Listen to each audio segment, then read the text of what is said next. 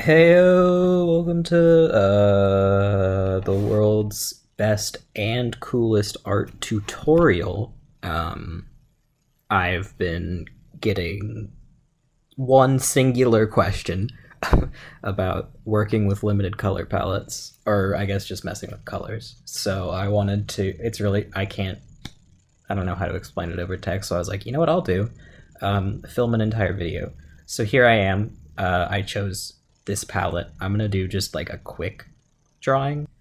What you basically want to do is first get a palette that you like or don't. I don't care. I mean, if you don't like it, that's fine too. You can do whatever. But you're gonna want to get your palette, and then I typically don't work from a reference image or anything specific. I'll just sort of draw and see what happens when I'm doing this. But for this video, I'm gonna be drawing a bird in boots. Just, just because. So what you typically want to do, or the way I typically go about this, is you choose your mid-tone, which would be this one, and you just sort of sketch out what you want, just like as a base, and then work on top of it. It kind of works similar to painting in real life, which I don't do much of because I don't enjoy it all that much. But, it's just like that. But cooler and easier and looks better with less effort. And if there's one thing I love, it is less effort. So, here we fucking go. And I'm not gonna make this a good drawing as much as I am just gonna make it a drawing so that I can get this done and, posted within a reasonable time. So once you have your mid-tone, I go for the darker one first. And then figure out like, oh, shadow goes here. Let's put a shadow. And if you're gonna do line work, you could also do that with this color.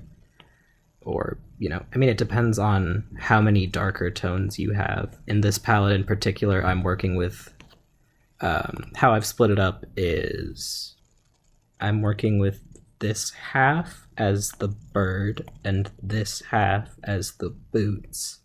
So this is my mid-tone. This is my shadow. This is highlights or anything else I want to do. And then this is the boots. Just, a light and a dark for shadows. It's going to be pretty simple compared to other stuff I've done, but, just for the sake of getting a tutorial done. And then I can use this color for the beat. I should realistically be using a larger pen. Hold on. I'm just not that smart. And the legs. And then I can use it for highlights or just extra texture. Just sort of add it on top of everything that is going on.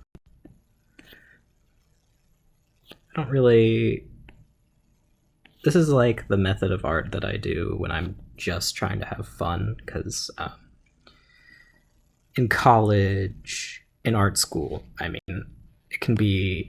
art can be kind of a chore sometimes. So this is just something I've started doing to continue doing art for fun.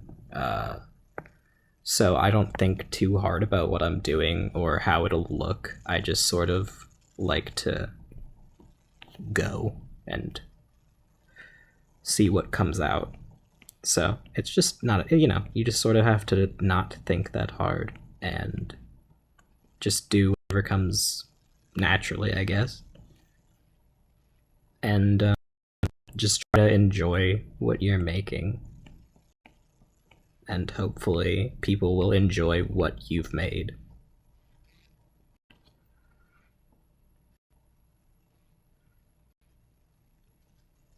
So I'm gonna add the boots now. And then I will use the same blue for the eye, probably, because it'll stand out from the rest of the bird. And it'll tie the boots to the bird, which is, I don't know, that's a thing art people talk about, I think. You know, they're like, yeah, you got it's consistency, yeah. So that's always something I like to do. I mean, when even like this is something even when you're working in pieces where you're not like restricted to a specific color palette, it's still good to keep within a certain range, you know? Like I don't know. I find like if I'm ever drawing like from a photograph, I get so caught up in realism that it just all gets very muddled because real life can be very muddled and crowded, I guess. But like for art, it can sometimes be better to be like, I don't know, I'll just make this part green because he's wearing a green shirt, or you know, something stupid like that. But I just sort of think about things in terms of just keeping things, just like simplifying, I guess. Try to simplify your ideas, try to simplify shadows. Like I could have a million tones here for realism, but I could also just have one tone for shadows, and that works. It'll get the message across. So in the end, it's sort of just practicing simplification, identifying your darks, your lights, your midtones, identifying accents, what goes good where, how to tie things together.